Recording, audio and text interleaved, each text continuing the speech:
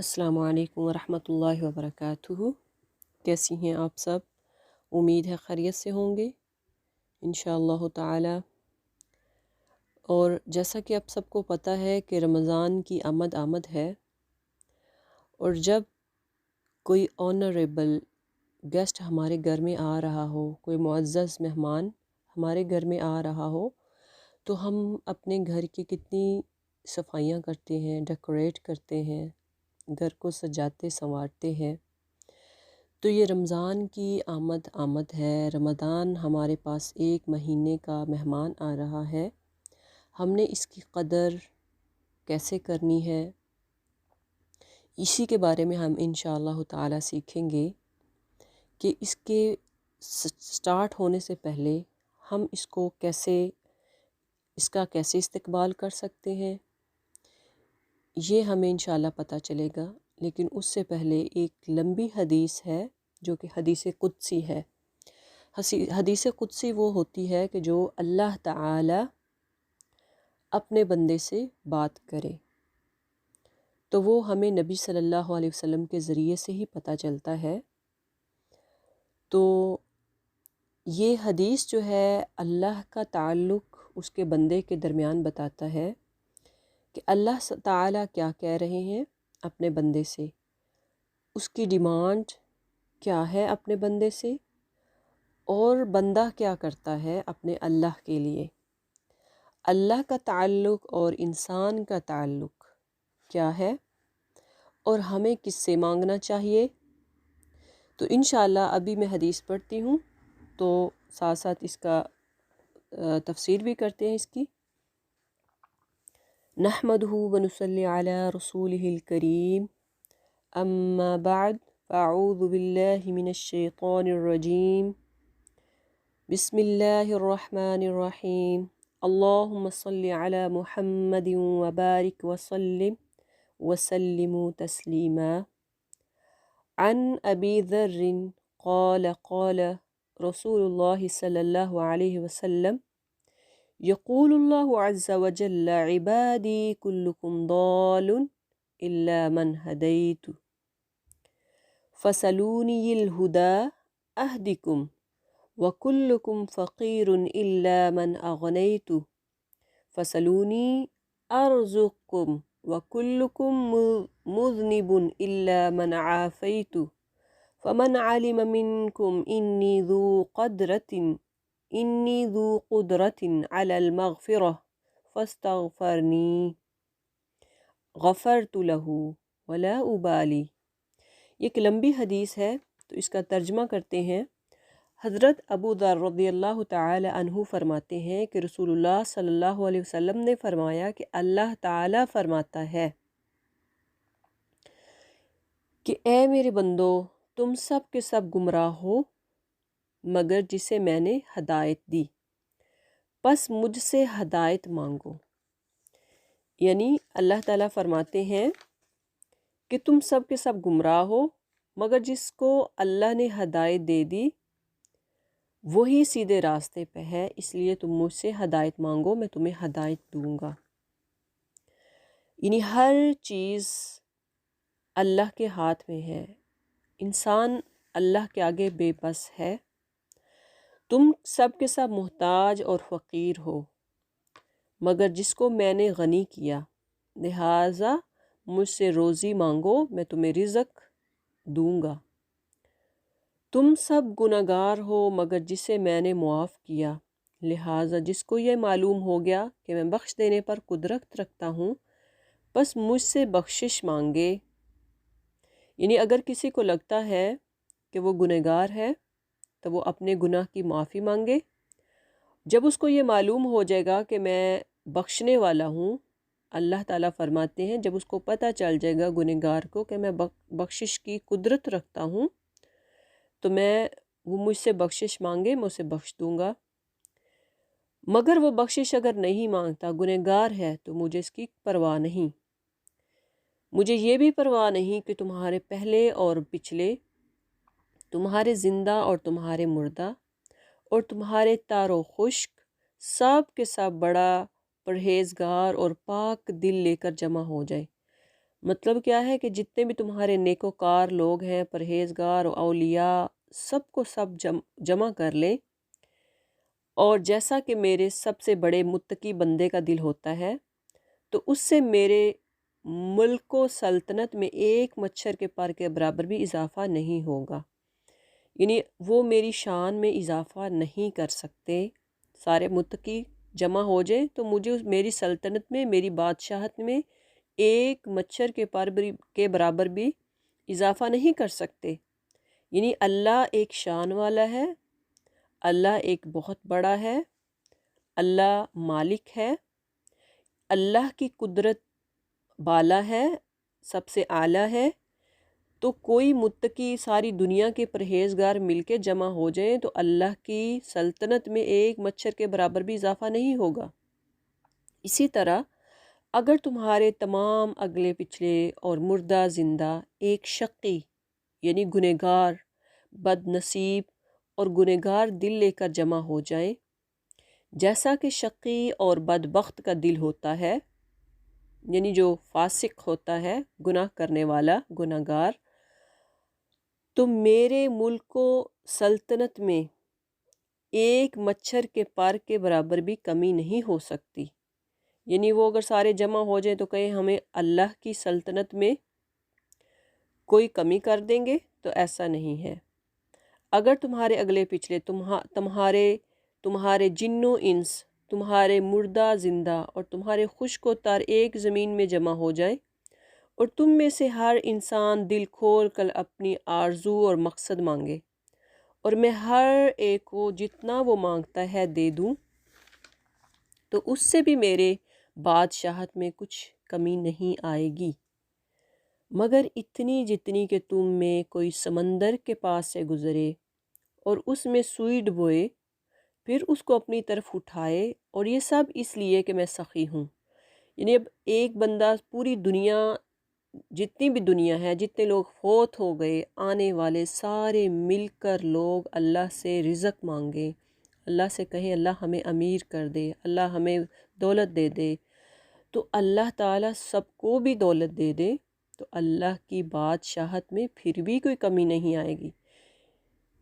اتنی کہ ایک سمندر میں آپ سوئی کو ڈبوتے ہیں تو جب آپ اس کو نکالیں گے تو دیکھیے گا کہ کتنا پانی اس کے ساتھ آئے گا، کچھ بھی نہیں، ایک قطرہ بھی نہیں، اتنا بھی فرق نہیں پڑتا۔ ہاں، اللہ فرماتے ہیں میں واحد ہوں، یعنی بڑی وسعت و کرم والا ہوں، جو چاہتا ہوں کر گزرتا ہوں، میرا دینا کہہ دینا ہے، میرا عذاب بھی کہہ دینا ہے۔ یعنی جب میں کسی کو دیتا ہوں تو کیا کہتا ہوں؟ کن، ہو جاتا ہے۔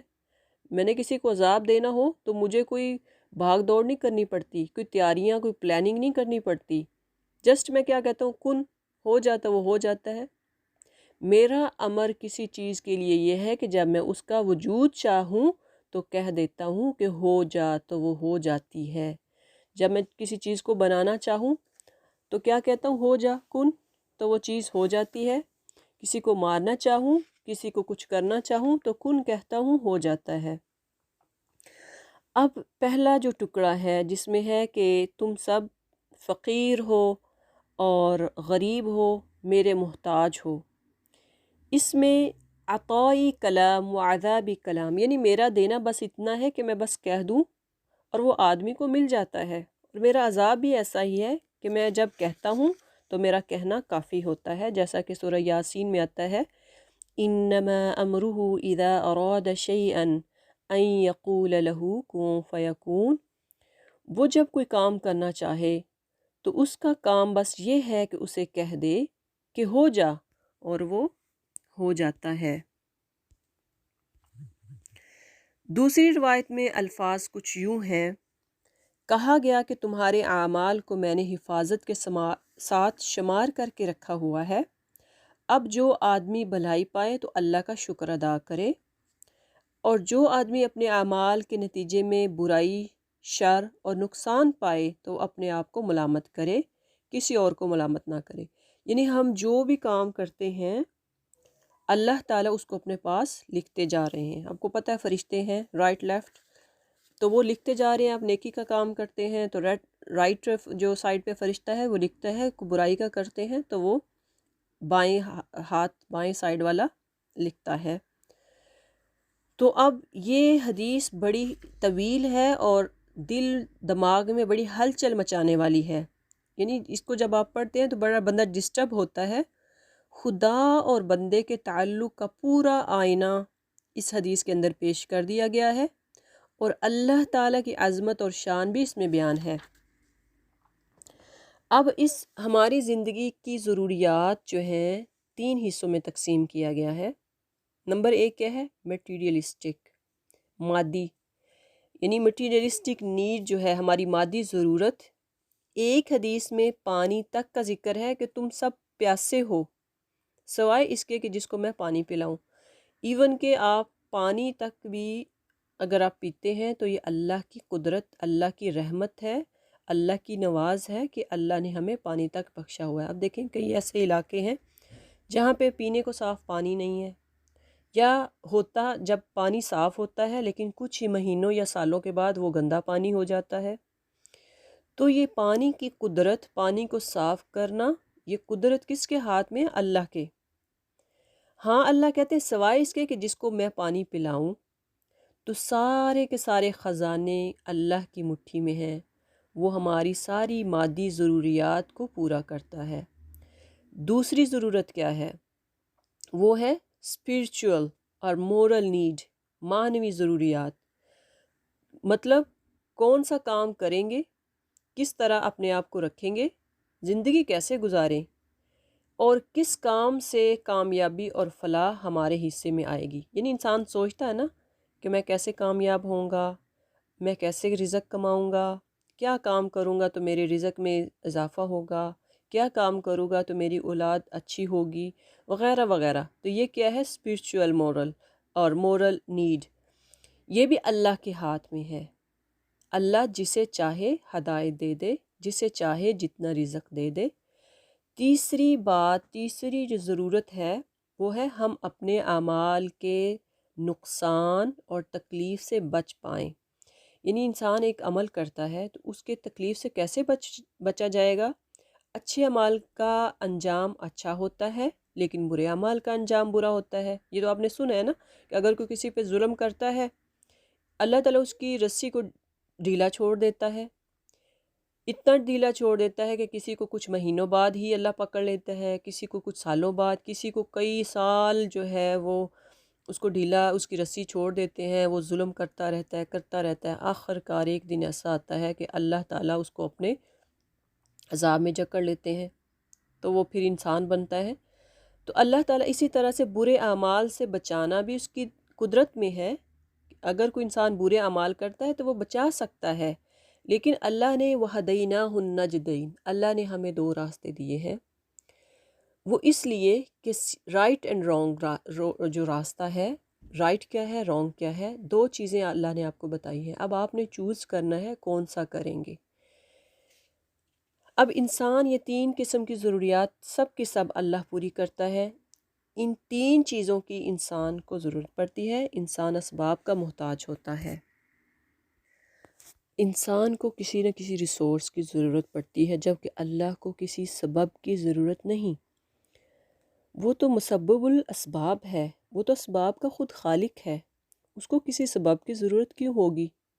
صرف اس کا کہنا اور ارادہ کرنا اور حکم دینا انسان کو سب کچھ عطا کر دیتا ہے۔ اللہ کے خزانے بے حساب ہیں، ان کی کوئی انتہا نہیں۔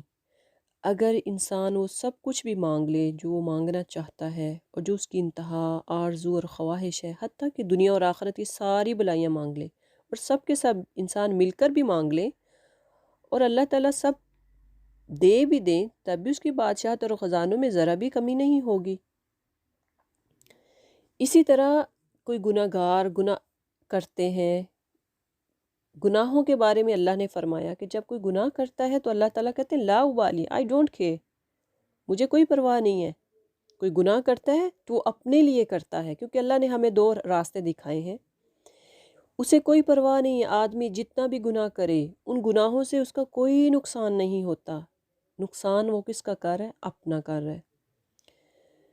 تو اب آپ نے کوئی گناہ کرنا ہے اپنے لیے کرنا ہے، انسان کوئی گناہ کرتا ہے اپنے لیے کرتا ہے، اللہ تعالیٰ کو اس کی کوئی پرواہ نہیں ہوتی، ہی ڈزنٹ کیئر، آپ جتنے بھی گناہ کر لیں۔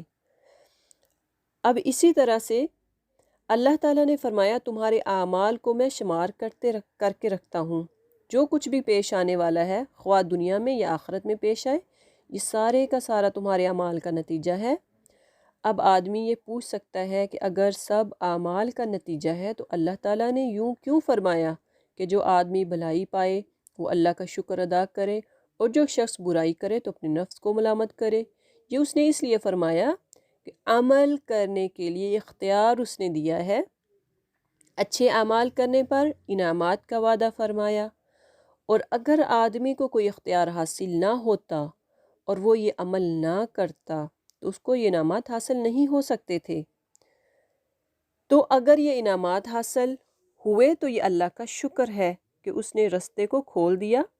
زمین پر جو فساد برپا ہوتا ہے، خون ریزی ہوتی ہے، مصائب آتے ہیں، تو یہ قوموں کے اعمال کی وجہ سے آتے ہیں۔ یعنی اللہ تعالیٰ بھی فرماتے ہیں نا هَلْ يُهْلَكُ إِلَّا الْقَوْمُ الظَّالِمُونَ، کیا تم ظالم لوگوں کے سوا کوئی اور ہلاک ہوگا؟ تو کیا ظالم لوگوں کے سوا کوئی اور ہلاک ہوگا؟ افراد کے لیے دنیا جو ہے وہ دارالامتحان ہے، ایگزامینیشن ہال ہے، اور ان کو زندگی کے بعد اعمال کی جزا اور سزا ملے گی۔ اینڈ آف دا ڈے، یعنی رزلٹ کا ڈے کون سا ہوگا؟ آخرہ، قیامت۔ تو اس وقت پتہ چلے گا کون فیل ہے، کون پاس ہے، کس نے اے گریڈ لیا، کس نے بی گریڈ، سی گریڈ لیا، اور کون فیل ہوا۔ تو یہ سارا معاملہ اعمال کا ہے۔ جو انسان اچھے اعمال کرے گا وہ اے گریڈ لے گا، جو اچھے اعمال کرے گا ساتھ ساتھ برائی کے کام بھی کرے گا تو اللہ تعالیٰ اس کا نتیجہ جو ہے وہ اللہ تعالیٰ پہ ہے کہ وہ اس کا اینڈ جو ڈے ہے، آخری عمر کا حصہ اس نے کیسے گزارا۔ اچھے اعمال کے ساتھ اس نے برے اعمال بھی کیے۔ انسان ہے، غلطی ہو جاتی ہے، لیکن اس کا معاملہ اللہ کے ہاتھ میں ہے۔ اسی طرح اللہ کے دیے ہوئے اختیار کو استعمال کر کے برائی کی راہ پر جانے کا نتیجہ ہے جس کی وجہ سے آدمی کو سزا ملتی ہے۔ اس لیے یعنی اللہ نے جب راستہ دیا، اختیار دیا ہے، تو پھر اگر اچھا وہ صحیح استعمال کرے گا تو ٹھیک ہے۔ آپ کار کو لے لیں، اگر ڈرائیو کر رہے ہیں آپ ایسے راستے پہ، ایسی جگہ پہ جا رہے ہیں موٹر وے پہ، وہاں پہ کیمرے بھی نہیں لگے، کوئی آپ کو دیکھ بھی نہیں رہا، تو آپ کے ہاتھ میں دو چوائس ہیں۔ آپ چاہے تو سپیڈ کو بڑھا لیں، اتنی بڑھا لیں کہ آپ 120 تک لے جائیں اور 20 سے ابو لے جائیں، لیکن وہاں پہ آپ کو کہا جاتا ہے کہ 80 تک آپ سپیڈ کر سکتے ہیں، لیکن اگر آپ 100 سے زیادہ، 80 سے زیادہ کرتے ہیں، چوائس ہے۔ یہ پھر آپ غلط استعمال کریں گے، کیونکہ آپ کہہ رہے ہیں کہ مجھے کوئی دیکھ نہیں رہا، یہاں پہ کوئی کیمرہ بھی نہیں ہے، تو اس لیے آپ اپنی سپیڈ کو زیادہ کرتے ہیں۔ آپ اپنا غلط فائدہ اٹھا رہے ہیں اس چوائس کا کہ آپ کو کوئی دیکھ نہیں رہا۔ اسی طرح جب انسان گناہ کرتا ہے تو اس کے ذہن میں یہی ہوتا ہے نا کہ کوئی بات نہیں، بعد میں کر لیں گے، بعد میں اچھے اعمال کر لیں گے، لیکن ہو سکتا ہے بعد میں آپ کو موقع نہ ملے۔ تو اللہ تعالیٰ فرماتے ہیں کہ جب وہ اس کو سزا ملے گی تو اس کے اختیار کی وجہ سے ملے گی، جو اس نے چوز کیا۔ اس لیے وہ راستہ اختیار کریں، وہ راستہ چوز کریں جو کہ آپ کو جنت کی طرف، فلاح کی طرف لے جائے۔ جب آپ کا اعمال آئے تو رائٹ ہینڈ میں ملے، جب آپ کا اعمال آئے تو آپ کو اے گریڈ ملے، فرسٹ ڈویژن ملے۔ اس حدیث میں اللہ تعالیٰ کی عظمت و شوکت اور اس کی سخاوت اور عطا کے بے پناہ خزانوں کی پوری تصویر ہمارے سامنے آ جاتی ہے، اور یہ بھی معلوم ہوتا ہے کہ ہم ہر لحاظ سے اس کے محتاج ہیں۔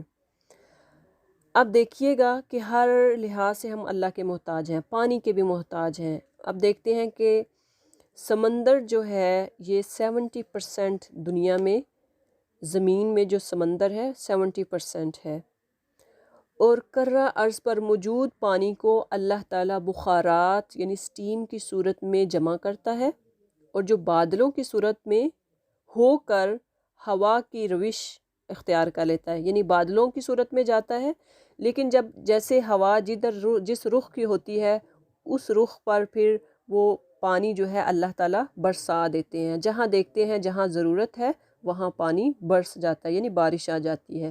تو یہ سارا سلسلہ اللہ کے ہاتھ میں ہے۔ اب دیکھیں کہ اللہ تعالیٰ گنہگار جو ہے اس کو بھی رزق دے رہا ہے۔ اب ناچنے والی ہیں، ڈانسر، یعنی ہر طرح کے لوگ، کافر ہیں، مشرک ہیں، یہودی ہیں، کرسچن ہیں، ہر طرح کے لوگ اللہ تعالیٰ کی قدرت سے فائدہ اٹھا رہے ہیں۔ اب سورج دیکھیں تو وہ ہر انسان پہ طلوع ہوتا ہے، چاند دیکھیں اس کی روشنی ہر انسان کو ملتی ہے، پانی دیکھیں ہر انسان اس سے فائدہ مند ہوتا ہے، بارش سے ہر بندہ فائدہ اٹھاتا ہے۔ کئی ایسی نعمتیں ہیں کہ جو اللہ نے بغیر اعمال کے، بغیر حساب کے انسان کو عطا فرمائی ہیں۔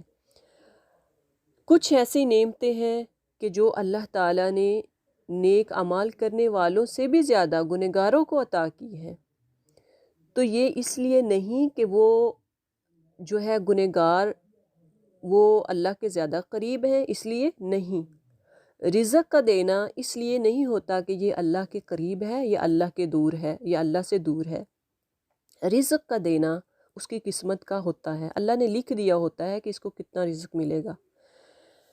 تو جس کو نہیں ملا، جس کے پاس تھوڑا ہے، وہ آزمائش ہے۔ ہو سکتا ہے آپ کے پاس، آپ اچھے اعمال کر رہے ہیں، آپ کے پاس تھوڑا ہے، آپ اللہ کا شکر ادا کر رہے ہیں، جب آپ کے پاس زیادہ آ جائے تب آپ اللہ کا شکر ہی ادا نہ کریں۔ تو یہ ایک رزق کا دینا بھی ایک آزمائش ہوتا ہے۔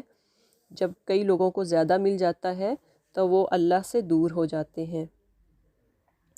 اسی طرح اللہ تعالیٰ فرماتا ہے، اے نبی ان سے کہو، کبھی تم لوگوں نے غور کیا کہ اللہ تعالیٰ اگر اللہ قیامت تک ہمیشہ کے لیے تم پر رات طاری کر دے تو اللہ کے سوا کون سا معبود ہے جو تمہیں روشنی لا کر دے؟ تم سنتے نہیں، ان سے پوچھو کبھی تم نے سوچا کہ اللہ قیامت تک تمہارے اوپر ہمیشہ کے لیے دن طاری کر دے تو اللہ کے سوا کون سا معبود ہے جو تمہیں رات لا کر دے گا تاکہ تم سکون حاصل کر سکو؟ کیا تمہیں سوجنا نہیں؟ سورہ قصص کی آیت ہے 28۔ اب دیکھیں کہ اللہ تعالیٰ فرماتے ہیں اگر میں آپ کو، یعنی رات جو ہے ہمیشہ اللہ رات ہی بنا دیتے، دن آتا ہی نہ، تو کیسا رہتا انسان اگر سوچے تو یعنی دن ہوتا ہی نہ، روشنی ہوتی نہ، کام کرنے کو کچھ ہوتا ہی نہ، سوئی رہتے۔ اب دیکھیں نا، اگر کوئی ایک بیمار ہو جاتا ہے تھوڑی دیر کے لیے، کچھ گھنٹوں کے لیے وہ زیادہ سو لیتا ہے، اس کی باڈی جو ہے وہ کیا فیل کرتی ہے؟ وہ ایکٹیو نہیں رہتی، انسان لیزی ہو جاتا ہے۔ تو اگر سارا دن ہی اللہ تعالیٰ بنا دیتے، یعنی روشنی ہی روشنی، رات ہوتی نہ، اندھیرا ہوتا ہی نہ، تو انسان سارا دن کیا کرتا؟ ایک مشین کی طرح کام کرتا رہتا، دولت کمانے میں لگا رہتا، 24 گھنٹے کام کرتا، تو اس کو سونے کے لیے تو ٹائم ہی نہیں۔ تو یہ اللہ تعالیٰ نے دن اور رات کو ڈیوائیڈ کیا ہے، جو ہم پہ بھیجتے ہیں، کبھی رات ہے، کبھی ظہر ہے، کبھی عشاء ہے، کبھی عصر، یہ ٹائمنگ کا سلسلہ اور مہینوں کا سلسلہ، یہ سارا کیا ہے؟ اللہ کی قدرت ہے۔ قرآن نے اپنے دور کے بادشاہ سے حضرت ابراہیم کا یہ مکالمہ نقل کیا کہ حضرت ابراہیم نے فرمایا، میرا رب تو وہ ہے جو زندہ بھی کرتا ہے اور موت بھی دیتا ہے۔ تو بادشاہ نے کہا، یہ اختیار تو میرے پاس بھی ہے، چاہوں تو کسی کی جان بخش دوں، حکم دوں تو جلاد تلوار سے گردن اڑا دے۔ اگرچہ اس کی دلیل میں کوئی وزن نہ تھا، یعنی یہ تو انسان کے اختیار میں نا کہ کسی کو مار دے، کسی کو گاڑی کے نیچے کچل دے، تلوار سے اس کا سر اڑا دے۔ اگر حضرت ابراہیم بحث کرتے تو وہ لمبی ہو جاتی۔ انہوں نے کہا، اچھا میرا رب سورج کو مشرق سے نکالتا ہے تو اس کو مغرب سے نکال کے دکھا۔ تو یہ دیکھیں کتنی بڑی بات تھی۔ فَبُہِتَ الَّذِي كَفَرَ، تو انکار کرنے والا حیران رہ گیا کہ کیا جواب دوں، یعنی سورج کو مشرق سے نکالنا یہ تو اللہ کی قدرت ہے، اس کو کیسے مغرب سے نکال سکتا ہے؟ تو ظاہر ہے کائنات کی کوئی بھی قوت انسان کے ہاتھ میں نہیں ہے۔ تو یہ ساری چیزیں جو ہے اللہ تعالیٰ کے ساتھ ہمارا تعلق کو مضبوط کرتی ہے کہ اللہ کی قدرت میں یہ ساری چیزیں ہیں، لیکن انسان اگر سمجھے تو اس کا تعلق ایک اور بات سے بہت، ہمارا تعلق اللہ سے گہرا ہونا چاہیے۔ یہ وہ بات ہے کہ یا عبادی انی حرمت الظلم علی نفسی وجعلتہ بینکم محرما فلا تظلموا، اے میرے بندو، میں نے ظلم کو اپنے اوپر حرام کر لیا ہے اور میں کسی پر ذرا برابر بھی ظلم نہیں کرتا، اس کو تمہارے درمیان بھی حرام کر دیا ہے، بس ایک دوسرے پر ظلم نہ کرو۔ اس پہلے ٹکڑے کا تعلق ساری حدیث سے ہے، یعنی اللہ تعالیٰ جو خزانے بخشتا ہے، بھوکے کو کھانا کھلاتا، پیاسے کو پانی پلاتا، بے لباس کو کپڑے دیتا، گناہ گار کی خطائیں معاف کرتا، اور رات دن وہ اپنے ہاتھ پھیلائے ہوئے بخشش کرتا رہتا ہے، اس میں کہیں ظلم کا شائبہ نہیں۔ اگر وہ دیتا ہے تو اپنی حکمت کے تحت دیتا ہے، اور رزق روکتا ہے تو اپنی حکمت کے تحت روکتا ہے۔ اگر گناہ معاف فرماتا ہے تو بھی اپنی حکمت اور بخشش اور رحمت کی وجہ سے۔ گناہوں کی سزا دیتا ہے تو اس میں بھی ظلم کا شائبہ یعنی شک تک نہیں ہوتا۔ قیامت کے روز بھی اللہ ذرا بھر بھی ظلم نہیں فرمائے گا۔ غور کریں تو ایک دوسرا تعلق بھی ہے، اور وہ یہ کہ بندہ جب دوسروں پر ظلم کرتا ہے تو انہی چیزوں کی وجہ سے ڈھاتا ہے جن کے بارے میں اللہ نے بیان فرمایا۔ یعنی کبھی ظلم کس وجہ سے کرتا ہے؟ کھانے کی وجہ سے، رزق کی وجہ سے، لباس کی وجہ سے، یہ ساری چیزیں ہیں نا۔ تو دولت، عزت، مال، ان ساری چیزوں کی وجہ سے انسان دوسروں پہ ظلم کرتا ہے۔ یہ ساری اللہ تعالیٰ فرماتے ہیں میری مٹھی میں ہے۔ کھانے پینے کے لیے، دنیا کے مال و دولت کے لیے، عیش و آرام کے لیے آدمی اپنے حق سے بڑھ کر دوسروں کا حق لینا چاہتا ہے، دوسروں کو ان کے حق سے کم دینا چاہتا ہے، یہی تو ظلم ہے۔ اب اس میں ایک بڑا میسیج ہے ہمارے لیے، ان خواتین کے لیے، ان سسٹرز کے لیے جو کہ ماں کی حیثیت سے ہیں، ایک ساس کی حیثیت سے ہیں، جو بہو پہ ظلم ڈھائیں، ان کو کھانے کو کم دیں، سارا دن وہ کام کرائیں، کھانے کی جب باری آئے تو خود کہیں کہ میں سرو کروں گی۔ اسی طرح سے کہیں کہ بہو جو ہے، بیٹا میرا بہو کو ٹائم نہ دے۔ اسی طرح سے وہ بہو جو اپنی ساس سے اس کے بیٹے کو جدا کر دے، الگ کر دے، اس کے ساتھ اس کو ملنے نہ دے، رہنے نہ دے، یہ کیا ہے؟ یہ بھی ظلم ہے۔ اسی طرح ہمسایہ جو ہے وہ اپنے ہمسائے سے نفرت کرے، اس کو تنگ کرے، اس پہ ظلم کرے، یہ بھی ظلم ہے۔ یعنی آپ کے حدیث میں آتا ہے کہ مسلمان وہ ہے جس کی زبان سے دوسرا مسلمان سالم رہے، سلامت رہے، یعنی تنگ نہ آئے۔ تو ہم دیکھیں کہ ہم اپنی زندگی میں کہاں کہاں کسی پہ ظلم کیا، کسی کو تنگ کیا، تو اللہ سے پکے سچے دل سے معافی مانگے۔ یہ اللہ کا حق ہے۔ اللہ جبار ہے، القہار ہے، الجبار ہے، یہ ساری صفات تو اللہ کی ہے۔ تو ہم اللہ کے ساتھ کیوں شریک ٹھہرا رہے اپنے آپ کو؟ کسی دوسرے پہ ظلم کر کے، کسی کام کرنے والی پہ ظلم کر کے، کوئی نوکر ہے تو اس پہ ظلم کر کے۔ یہ سارے حق جو ہیں اللہ کے ہیں، اور اللہ کے ساتھ کسی کو شریک نہ کریں۔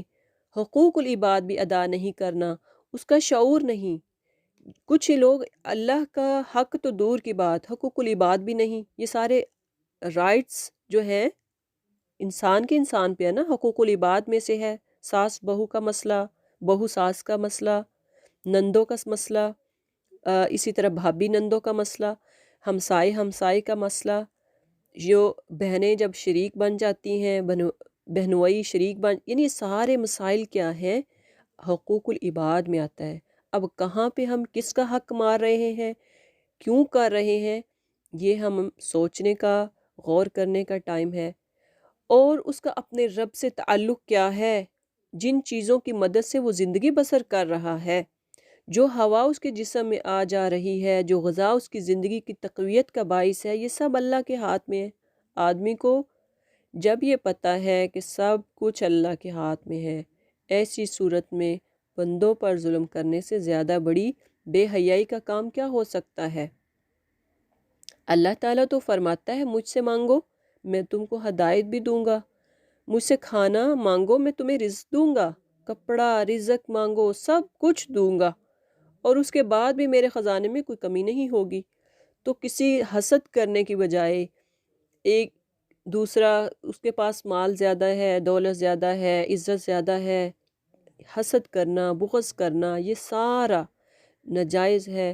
حسد کے بارے میں انشاءاللہ ہم قرآن کا جب دورہ قرآن کریں گے اس میں ڈیٹیل سے پڑھیں گے ان ساری برائیوں کے بارے میں۔ اللہ تعالیٰ سے دعا کریں اللہ ہمیں ان ساری برائیوں سے بچا دے، کبھی حسد نہ کریں، کبھی حسد نہ کریں۔ حسد ساری نیکیوں کو تباہ و برباد کر دیتا ہے۔ شیطان نے بھی تو حسد کیا تھا نا حضرت آدم علیہ السلام سے۔